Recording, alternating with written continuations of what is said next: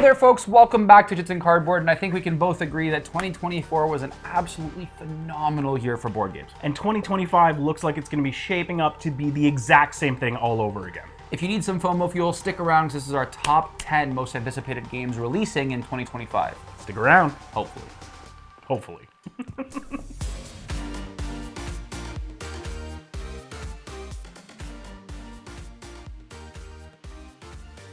I haven't got some mine from 2023 yet. And with that, Jeffrey! Yes! What is your number 10? Number 10. Okay, so my number 10 is a nature and animal themed game. It's a readaptation of something of a classic in board gaming. That game would be Evolution, and now they are coming out with Nature. Nature looks really, really cool, really, really fun. You're going to be, just like in Evolution, you're going to be creating different species. You're going to be giving them all kinds of different traits that make them more durable, allow them to eat more. You're going to be trying to eat at like a local pool, the watering hole. You're going to be upgrading them into predators. You're going to be giving them defensive traits, making them bigger so they're hard to eat. You're going to be increasing their population size to score more points. All kinds of really, really cool stuff. Looks really, really fun. I'm super excited to get it. Yeah, and it's going to be a lot of eating your friends' animals that they love so dearly. I've never even played Evolution, but I know you're a sucker for nature games, so yeah, sure. I am. Yeah. All right, Cool, Mr. John. very cool. Mr. John, what is your number 10? My number 10 is like a spiritual successor to one of my favorite games. Okay. It's like a political push-pull back and forth, and this game is World Order. Oh, okay. It's made by the same folks who made Hegemony, which is, again, in my top 10. Yep. I love that game. This game looks a bit lighter, a little more area control-y, maybe a bit longer. Yeah. But I'm hoping it's good. I'm really hoping. I haven't played it yet. I know it's available on, I think, Tabletopia or TTS to try. Maybe I'll do that. Yeah, we should do that soon, actually. But the game just looks really cool. I don't know. It seems like something I'd be interested in. I went all in on it, obviously, because I'm a sucker and I have FOMO, as aforementioned. But alas, World Order. I did not back World Order, but it looks really, really cool, and I absolutely love Hegemony. So it's, good choice. Very good choice. Thank you, thank you. Yes. All right, Jeff, number 9. Okay, so my number 9 is a new game coming in from Stonemaier Games, and that game is going to be Vantage. Vantage looks really, really cool. It's been described by some people as kind of what Seventh Continent was kind of supposed to be. Really? Yeah, essentially, the way I believe that it's supposed to work is you're a bunch of different explorers out in space. You're going to be landing on a new planet, going through this massive, massive, massive deck of cards. It's like 600 cards. It's 600 to 1,000 cards, something like that. Like, it's absolutely crazy. But essentially, each of those cards is going to have a different location, which is your vantage point and what you're going to be seeing. You're going to be communicating with your friends, trying to describe where you are, what's going on, trying to help each other out. And I don't know much more than that, but it sounds really, really cool. So I want to get it. I want to try it. And just the exploration aspect just sounds really, really cool. Totally agree. Vantage looks awesome. Yeah, absolutely. And it should be coming out soon. It's not available for pre-order, I don't think. It's just you're gonna have to order it off the Stonemaier site. Yeah. All right, Mr. John, what is your number 9? So I'm looking over here because my tablet's over here. I'm not ignoring you guys. My number 9 is I want to call it like an engine building, kind of like you're taking actions to run this engine that does a whole bunch of stuff. Okay. I don't know that much about the game, I'll be honest, but it looks super cool. And it has a concept of like you're destroying workers or kind of losing them as you take actions. Okay, I don't know what this is. And that game is Robotopia. Okay, I haven't seen this at all. So basically you're in this robot factory trying to usurp the Grand Robot. I forget their name, but the Grand Robot. Yeah. And the way it works is when you place a robot, that worker no longer belongs to you, but you take all the actions. And then the big robot comes out and destroys robots and makes new scraps for you to make more robots. This so you're like cool. producing your workers. I don't know. Yeah. It could be amazing. It could suck. I'm hoping it leans towards amazing. It seems optically really nice, though I will say there's a lot of mention of gold foil on the campaign, which I don't know if I love. Yeah. But otherwise, I am very, very much excited for Robotopia. That is my number 9. That sounds awesome. I haven't heard about that at all. Like that's really interesting. What is your number 8? Okay, so my number 8, I have loved Uwe Rosenberg, mostly in theory. I love Caverna and some of his other games as well. But the game that I'm thinking of particularly, and kind of is this game for our list here, is Agricola. I have tried to play Agricola more than once, a handful of times. And I have not really been successful in scoring well in that game, or even just like basically understanding how you actually are supposed to play that game. They are coming out with a brand new version of Agricola. It's going to be beautiful because, as we know, like Agricola is very they're also beige. next year releasing Agricola with zombies, which seems very Jeffrey. I'm not an Uwe Rosenberg guy personally, but hey, good for you, man. Uwe sex. You No. have 2 sheep. You get a 3rd sheep. You have 3 sheep. You get a 3rd sheep or a 4th sheep. You have it's always one. Anyways, I'm really excited to try this. I'm gonna finally. This is gonna be the year that I get into Agricola. It looks amazing. It's gonna be way more visually entertaining and stuff like that, and appealing. So yes, nice. All right, Mr. John, what is your number 8? My number 8 is another sequel. It is completing a trilogy. Okay. It is a survival game. Okay. There's a little bit of horror. There's Horror. There's plenty of horror in here. There's some horrors in this house.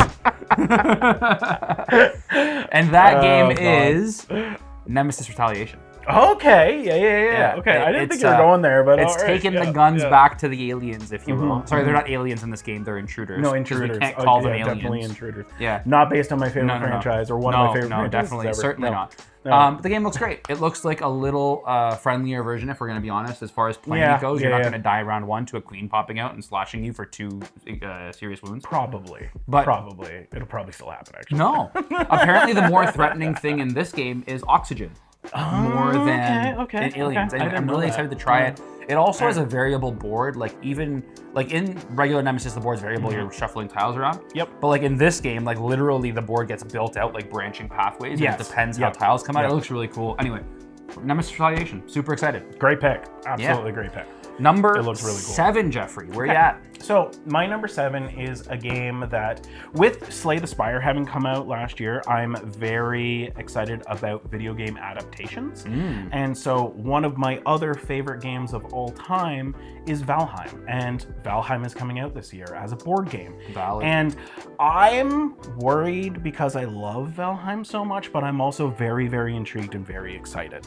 So Valheim, if you don't know about it, it's a survival crafting game. You're in kind of like Viking limbo, and you're just trying to build up, get better, survive, get food and cook food, which is going to make you stronger, and just explore and try and beat all of these different bosses. And you can do it either solo or with your friends. It looks really, really, really cool. It does look like really I said, cool. One of my favorite games I have ever played, of a whole life of playing games. And I'm really excited to try it out. Yeah, I didn't back it. I hovered on it for a while. I have a few too many co-op games, but the game looks really good. I don't blame you. It's a fair choice. I hope they do it justice. So fair enough. That's my number 7, Valheim. All right, John, what's your number 7 most anticipated game of 2025? My number 7 is a follow-on from a very small publisher that is also in my top 10 board games of all time. Okay, interesting. It is a mid-heavy Euro game following a mid-heavy Euro game, super thematic, and that game was Distilled. And this game is Luthier, whatever. Something like that. Yep.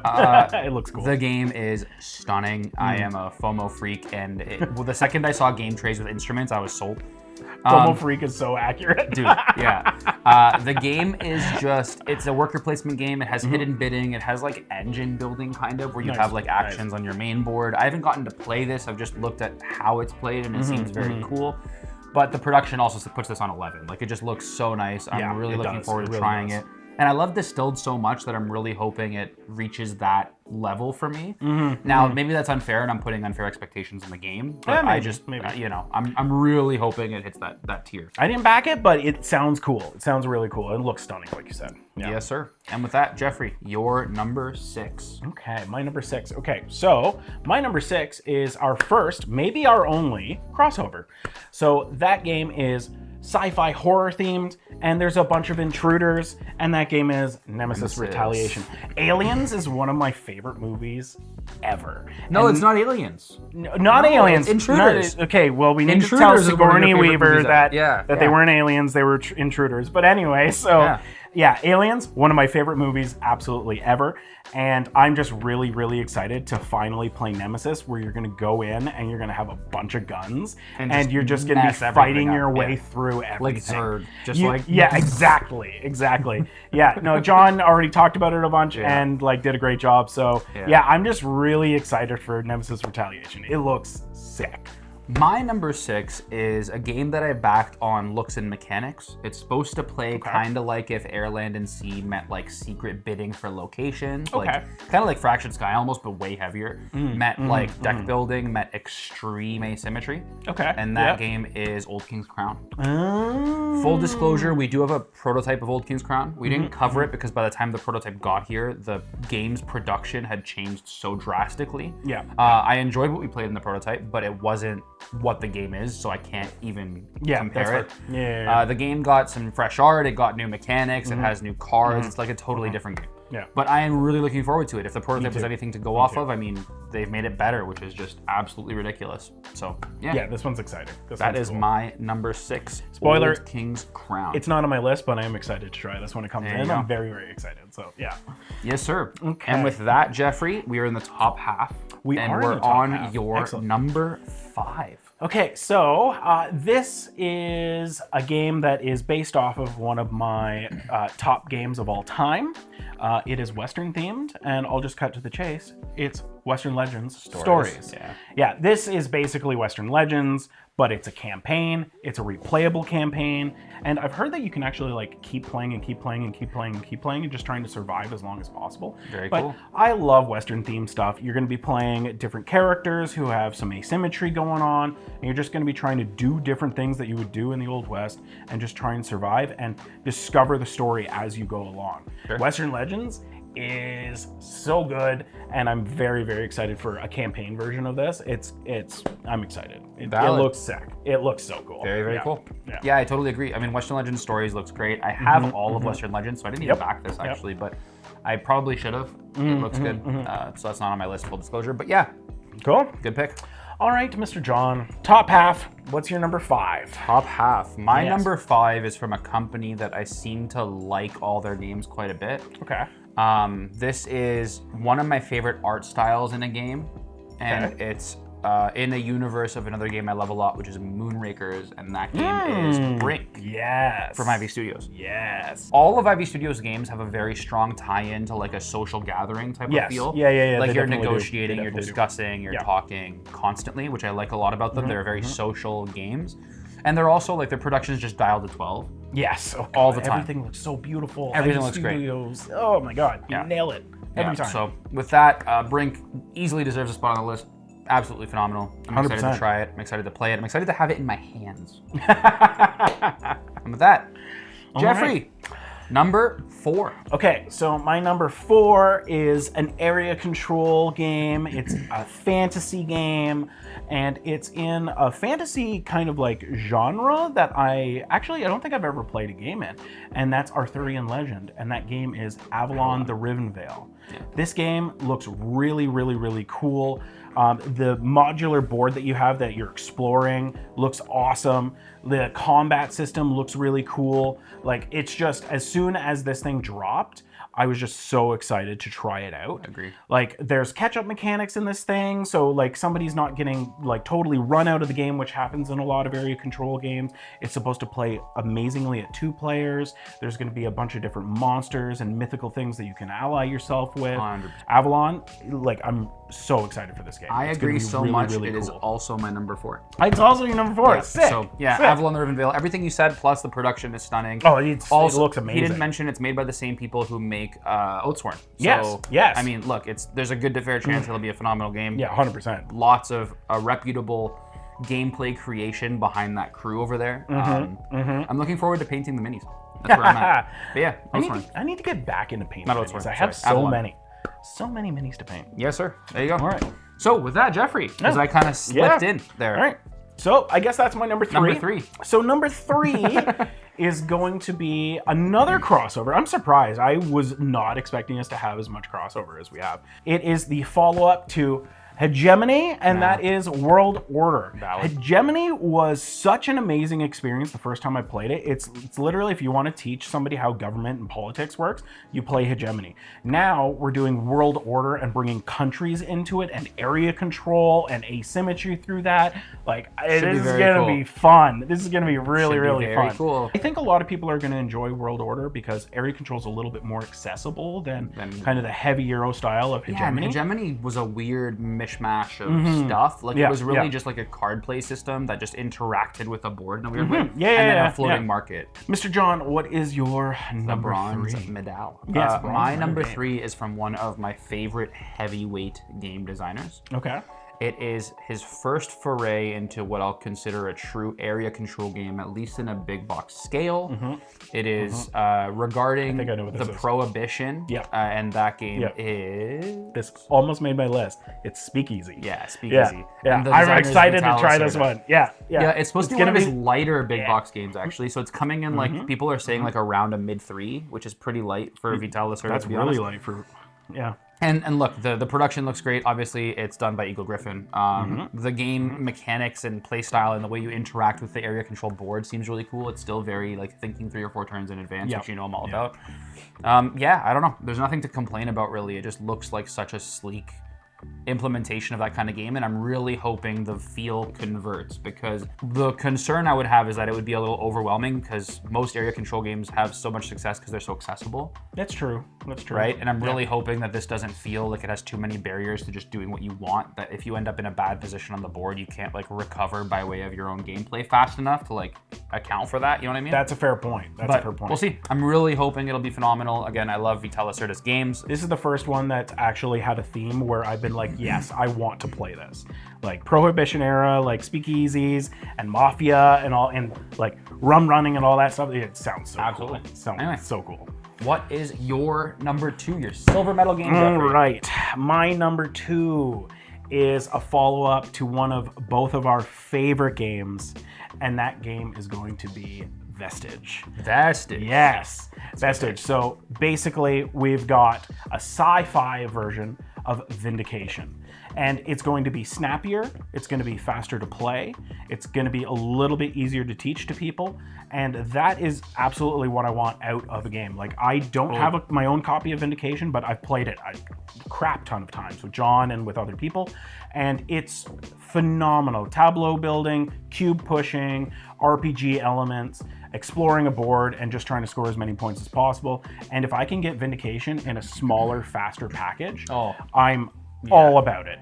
All about it. Totally. All the time. So, yeah. All right, Mr. John, what is your silver medal game? What is your number 2? My number 2 is from another publishing house I am now a fanboy of. Okay. It is from my favorite Japanese publisher in Uchiba Koya. Okay, I know what this is. And that game is Sweet. Yes. This is, they're comparing it to like a Terra Mystica weight kind of engine building, like Tableau creation, kind of area control-y situation. Yeah. It comes with like 250 screen printed wood pieces. There's and a bunch of deluxe stuff in this game. It looks so good. It looks amazing. And look, all of Uchiba Koya's designs have been what I'll call like weirdly sleek. Like the UI on all their games is really nice. Like the way you interface with the game itself. Yeah. The games may or may not be for you based on what kind of mechanics you like, but their way that you actually interact with the game mechanics is always so refined and so fresh that I'm just so looking forward to this. That's fair. I don't see this missing in any realm. I think you could buy this. If you were to buy this, I don't know if you can now. I think it might be past late pledge. But if you bought this, I don't think there's a realm you lose money on it. You could just resell it if you don't like it. Cool. And with that, Jeffrey, numero uno, your most anticipated board game of the year. All right. If this doesn't make it into your top 10 next year, you're lying. Well, we'll see how it is. We'll see how it is.